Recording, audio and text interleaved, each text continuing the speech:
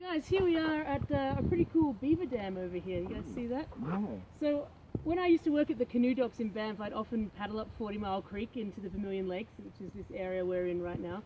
And one time I came up and my way was blocked at the narrowest point by a beaver dam that wasn't there the week before. And I was pretty frustrated having to pull my canoe over this dam, and I was wondering why beavers keep doing this. And what I discovered is that beavers manipulate their environment for the same reasons that we do, to help find food and raise families. And this dam we see here is the keystone that actually supports an entire ecosystem. And the beavers are like the engineers that change the landscape around it. So when I say keystone, does anyone know what that means? As in, like, the main cornerstone of, like, their living lifestyle?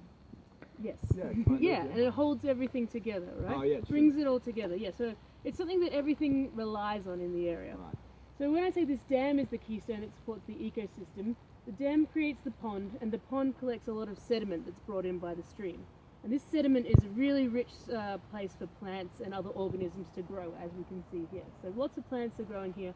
As well, because there's a pond, more sunlight is let in around the pond, enabling the plants to grow faster, and small mammals and insects will thrive in this area. In the pond itself, we'll find more fish species than in an open stream in a similar area, and the dam and the beavers' lodges provide cover and shelter for those fish. Where the beavers start felling their trees, like this, the debris that's left behind also provides shelter for small mammals and insects. And then when the tree's cut down, it starts to regrow, sending up shoots, and that provides really great food sources for larger mammals like elk and moose. Oh, yeah.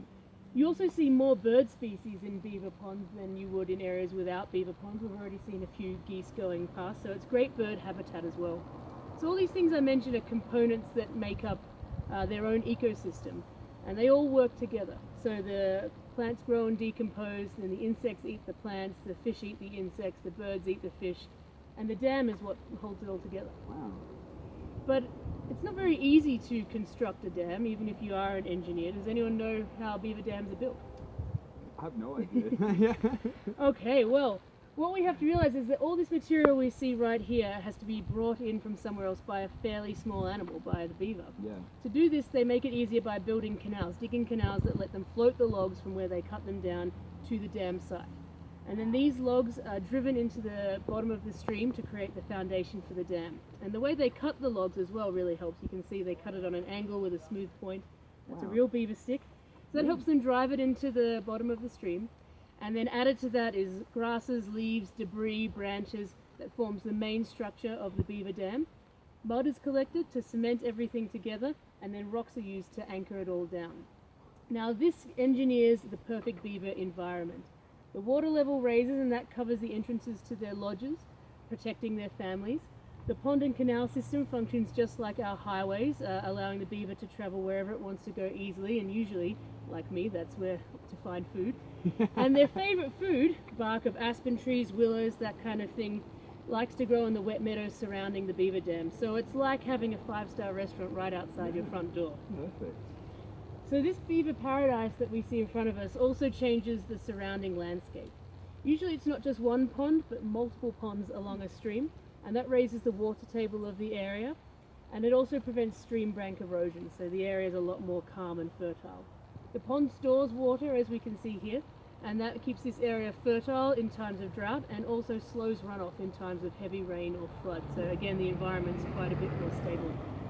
Around the pond, we see some tree stumps here, so the bigger trees tend to die off, and the beavers fell more, and that lets more sunlight in, leaving room for smaller plants, shrubs, grasses, flowers to grow, completely changing the vegetation succession in that area, almost like hitting the reset button. And in 10 years or so, when the beavers abandon this pond, the dam will eventually break and drain, and what's left behind is that rich sediment that's been collecting. And this stuff is so fertile, almost all places in North America where there's really rich soil was probably once a beaver pond. Those areas are called Beaver Meadows. So beavers are even helping humans by providing areas for us for agriculture and farming. Wow. So yeah, when a beaver moves into an area, they change the landscape directly by building dams and lodges. They raise the water table, they collect sediment and provide great habitat for flora and fauna, from the smallest microorganisms to the largest mammals, and they even help provide habitat for us humans. So this dam is really the keystone that supports an entire ecosystem, and the beaver is the engineer that changes the landscape around it. Incredible. It's insane. It's funny how